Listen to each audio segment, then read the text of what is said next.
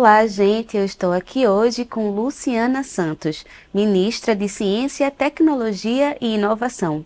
Seja bem-vinda ao Trilhas do Nordeste, Luciana.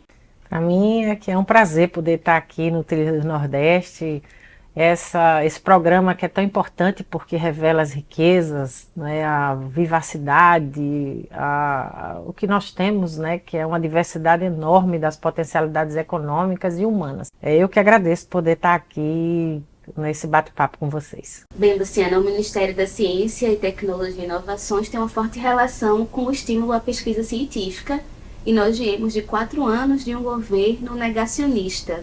Então, eu queria saber como foi que vocês encontraram esse ministério nesse momento. A exemplo das políticas públicas de uma maneira geral no país e da ação da herança, né, que nós herdamos, seja do ponto de vista econômico, seja das entregas, né, que a população tanto merece, no Ministério da Ciência e Tecnologia não foi diferente. Nós, para além do debate do negacionismo, né, que ficou marcado, inclusive nesse episódio da Covid, que é o fenômeno, né, mais recente mundial, que exigiu da ciência, né, muita resposta, foi exatamente o ex-presidente que negou as evidências, né, e todo o conjunto de medidas que era necessário fazer naquele momento. E tendo como resultante a segunda pior quantidade de mortes do planeta e um retrocesso muito grande num grande patrimônio do povo brasileiro, que é a cultura da vacina. Nós voltamos ao sarampo, à poliomielite, algo que nós que era a página virada da história brasileira. Então, o prejuízo é imenso do ponto de vista da narrativa e da luta ideológica, e ela se retratou na redução drástica dos recursos para a ciência, tecnologia e inovação. Então, nós tivemos no Fundo Nacional de Desenvolvimento de Ciência e Tecnologia uma redução absurda, a ponto de o Fundo Nacional de Desenvolvimento de Ciência e Tecnologia, que nós herdamos, estava contingenciado até 2026. Então, o presidente Lula tomou a decisão de fazer com que a medida provisória caísse por decurso de prazo, e nós pudemos recompor integralmente o Fundo Nacional de Desenvolvimento da Ciência e Tecnologia, que é a principal ferramenta de financiamento dos projetos e ações de pesquisa e desenvolvimento da ciência brasileira. Então, essa foi a herança que o ex-presidente deixou, né, de terra arrasada, mas que felizmente nós estamos muito rapidamente recuperando. E uma das primeiras medidas do governo foi o aumento de bolsas de pesquisa, e existe também uma expectativa, né, do Fundo Nacional de Ciência e Tecnologia, que tem uma meta de reajustar em quase 200% o valor de 250 mil bolsas de pesquisa. Então, quais são os desafios para aumentar o financiamento da pesquisa no Brasil? Há 10 anos que não havia reajuste de CNPq e CAPES, que são instituições brasileiras da década de 50 e que são os principais financiadores dos bolsistas responsáveis pela produção de pesquisa. Ao contrário do que o governo dizia, nós não achamos as universidades e institutos federais espaços de balbúrdia. Muito pelo contrário, nós achamos que são espaços de excelência, e não é só porque nós achamos. É que há comprovações, né, da produção científica através dos papers, das produções científicas que são reconhecidas internacionalmente, e que 90% ou vem da academia ou vem dos institutos nacionais de ciência e tecnologia e dos institutos, de maneira geral, públicos, né? Revelando que a força da produção do conhecimento é inconteste no Brasil. Então, não reajustar a bolsa em 10 anos significa você matar por inanição a produção e desenvolvimento de pesquisa. E com o reajuste de 10%, isso causou um grande ânimo na comunidade acadêmica e científica, não é?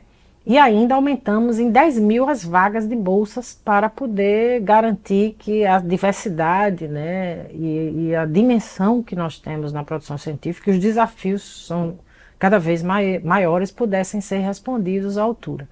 Então, esse desafio brasileiro, que a gente tem uma fortíssima produção científica, mas que ela não se realiza em produtos e serviços, é o grande paradoxo que nós temos no desafio da ciência e tecnologia, né?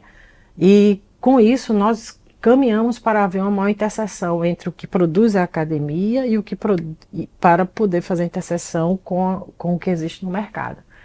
Então, essas são medidas, a grosso modo, que nós estamos estabelecendo, mas também estamos focados no fortalecimento do papel da mulher na ciência, né?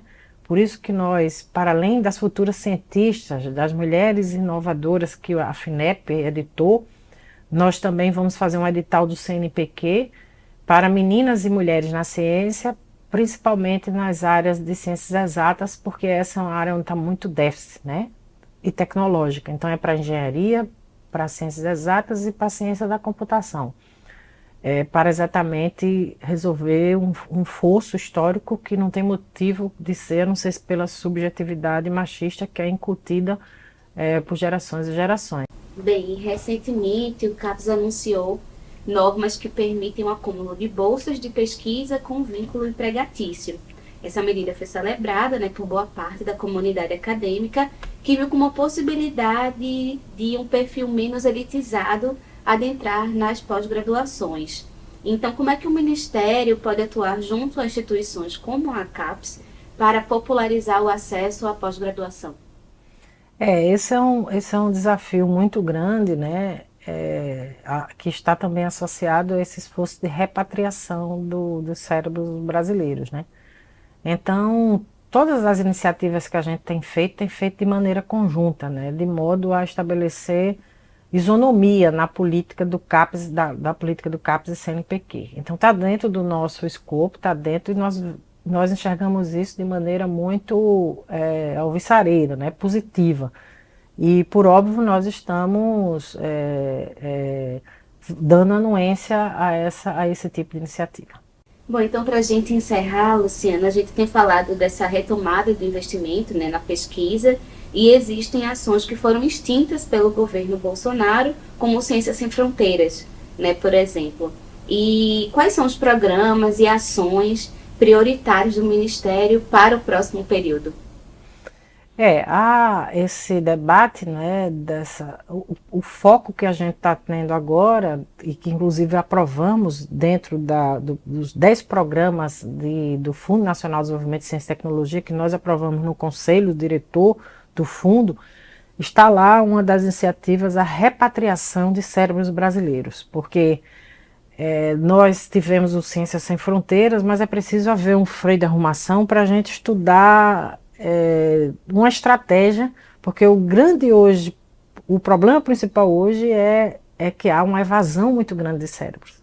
E nós temos que exatamente equilibrar isso. Então nós vamos fazer um freio de arrumação, compreender melhor o fenômeno que aconteceu, para poder a gente fazer um ajuste fino e ver, por outro lado, claro, de como você vai compatibilizar esse esforço de repatriação com a necessidade de intercâmbio, porque eles vão continuar. O que nós vamos é fazer um ajuste também no conceito que foi desenvolvido lá atrás no Ciências Sem Fronteiras. Luciana Santos, é isso. Muito obrigada pela sua participação e até a próxima.